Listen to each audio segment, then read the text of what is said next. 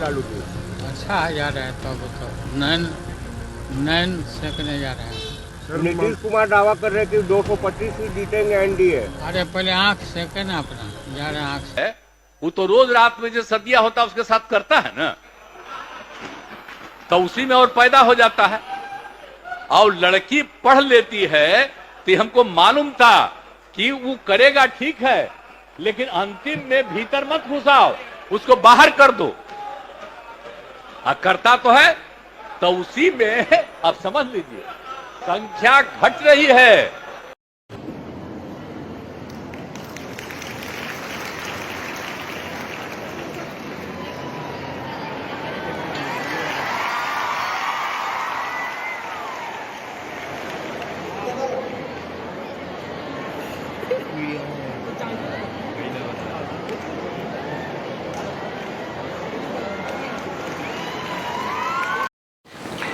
तो मंगरुआ के ठिया पर आपका स्वागत है। और आज बात करते हैं नीतीश कुमार के बिहार में यात्रा की।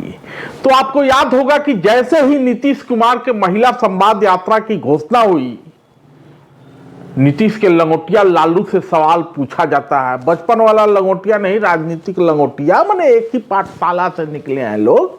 तो नीतीश कुमार के महिला संवाद यात्रा पर लालू यादव से सवाल पूछा जाता है। नीतीश कुमार यात्रा पर जा रहे हैं, लालू का जवाब आता है नयन सेकने जा रहे हैं। अब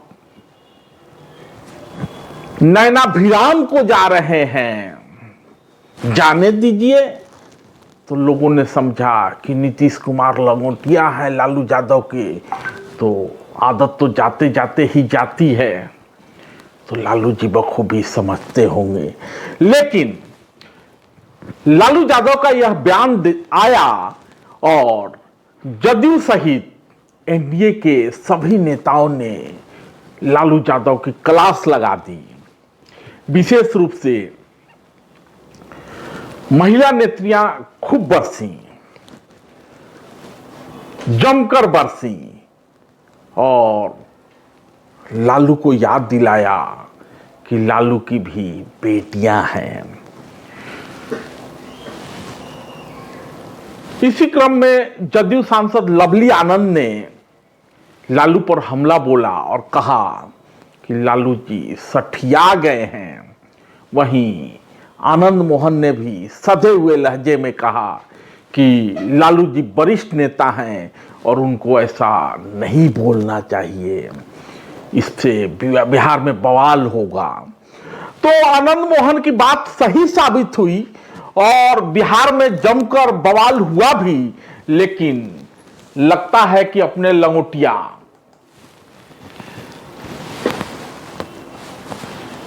लालू ने जो टोन मारा था उसके मर्म को नीतीश कुमार समझ गए और अपनी यात्रा का नाम ही बदल दिया। और आप तो जानते हैं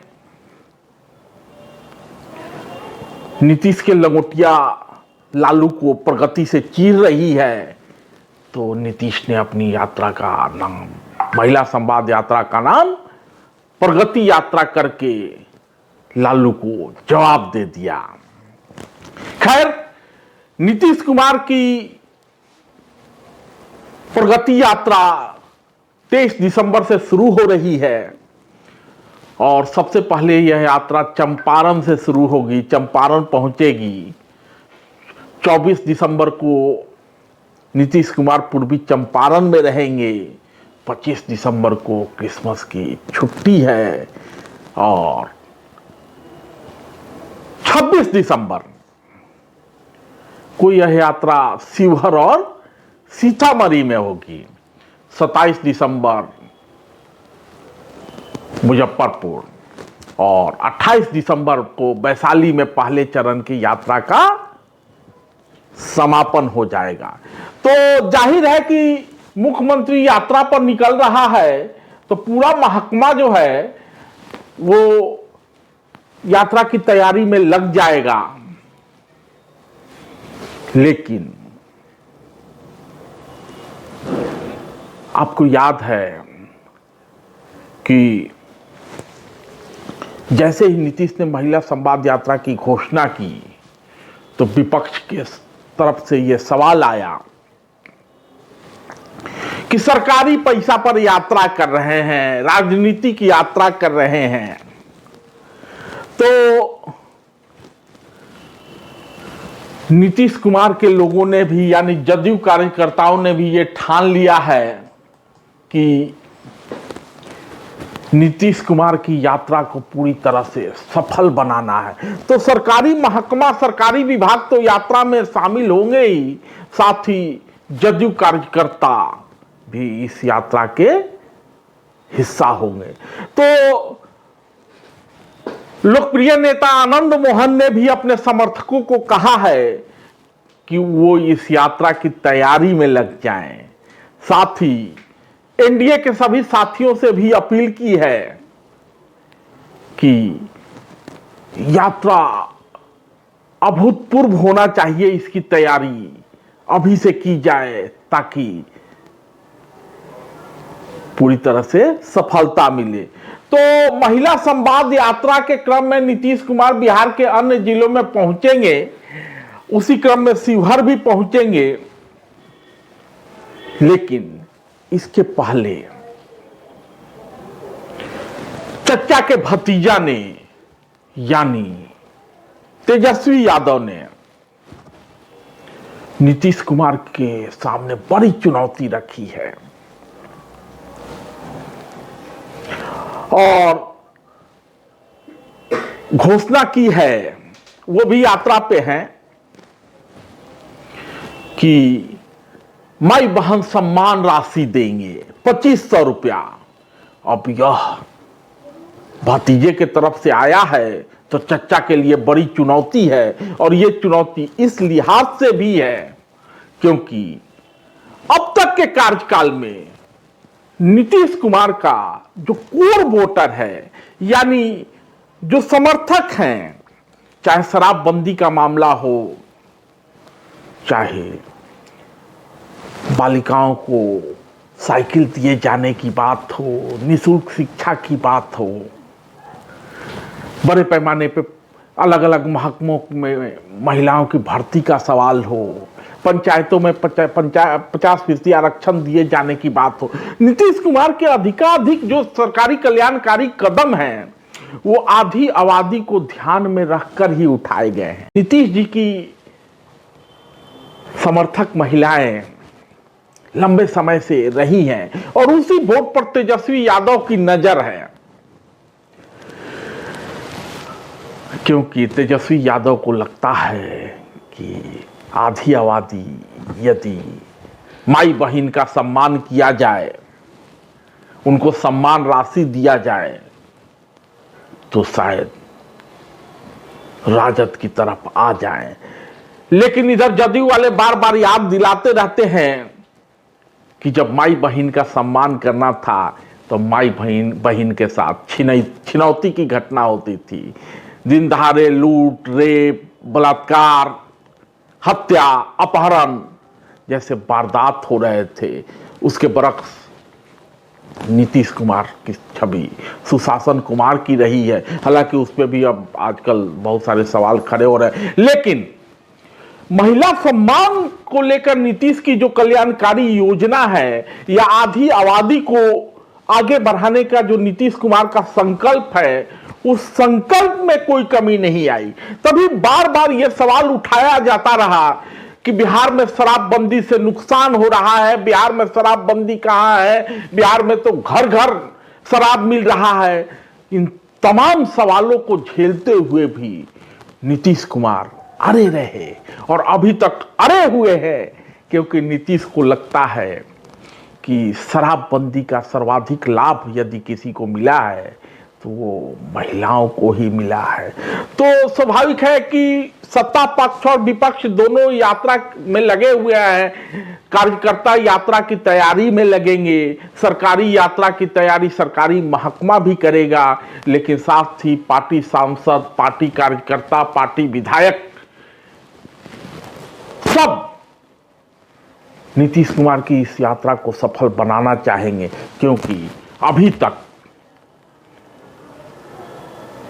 एनडीए ने 2025 फिर से नीतीश के नारे को बदला नहीं है। धन्यवाद। नहीं मिलता, समझ का फेर है। अरे प्रगति यात्रा तो क्रमिक विकास का एक सूचक है, और महिलाओं का योगदान तो 50% महिलाएं हैं, उनके योगदान को कौन नकार सकता है। स्वाभिमान बटालियन है पश्चिम चंपारण में, आदिवासी जनजाति की बेटियों का, जो देश के अंदर गौरतलब है। जहां जंगल पार्टी चलता था, विपक्ष के शासनकाल में बस सहित अपहरण हो जाता था, आज वाल्मीकि नगर पर्यटन का केंद्र बन गया है। स्वाभाविक रूप से यात्रा की शुरुआत वहीं से है। मान्यवर लालू प्रसाद जी के बयान को कोई नोटिस लेता है? जो न लोकसभा का चुनाव लड़ सकते हैं, न पंचायत का चुनाव लड़ सकते हैं, तो जिनमें चुनाव लड़ने की पात्रता नहीं हो और बेटा की ताजपोशी किया और 4 सीट पर लोकसभा की में जनता ने लॉक कर दिया, तो जनता ने जब लॉक कर दिया है तो जो परिवार की पार्टी है उसको विकास की यात्रा से क्या लेना देना। प्रगति यात्रा, समीक्षा बैठक, स्थल निरीक्षण, ये मानक होगा कि भविष्य की कार्य योजना क्या होगी। उस में 74 आंदोलन से हमने भी देखा है कि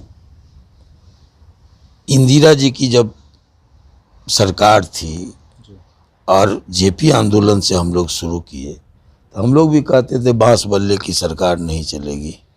बड़ी उनकी सुरक्षा पर बांस बल्ले बहुत दुरुपयोग होता था, तो हम लोग नारे लगाते थे। लेकिन जब जनता पार्टी की सरकार बनी तो वहाँ भी बांस बल्ले सुरक्षा पर सरकारी खर्च किए गए। तब हमारे जैसे व्यक्ति ने मुरारजी को काला झंडा दिखाया था और शर्ट निकाल के, काला शर्ट लहरा करके हम लोगों ने वही नारा जो हम लोग को समझाया गया था 74 आंदोलन में इंदिरा जी के खिलाफ, वही नारा अपनी सरकार के खिलाफ लगा के हम जेल गए थे। बांस बल्ले की सरकार नहीं चलेगी, वो हमको जानने वाले और कोसी का इस राजनीतिक इतिहास इसका गवाह है कि हम अरेस्ट हुए थे। तो लेकिन ये रुका तो नहीं, ये जो प्रोटोकॉल है ये चलता है। तो इसका क्या मतलब कि हमने कहा कि लड़कपन से हम कई कई पीएम को और सीएम को देखे हैं, तो क्या वो नहीं निकले? यदि कोई प्रधानमंत्री बन जाए, यदि कोई मुख्यमंत्री बन जाए, तो राजनीतिक यात्रा पर या सरकारी यात्रा पर नहीं निकलेंगे? क्या लालू जी नहीं निकलते थे? क्या राबड़ी जी नहीं निकलती थी? क्या आपको तेजस्वी जी जब उप मुख्यमंत्री थे तो वो नहीं निकलते थे? तब उनको याद आई कि नहीं कि सरकारी खर्च हो रहा है, इसका दुरुपयोग हो रहा है? तब याद आती, कुछ बड़प्पन दिखाते, उदारता दिखाते, इन पर रोक लगाते, आम आदमी की तरह जाते, तो एक बात थी। नहीं तो कोई नैतिक हक इस पर सवाल उठाने का नहीं है।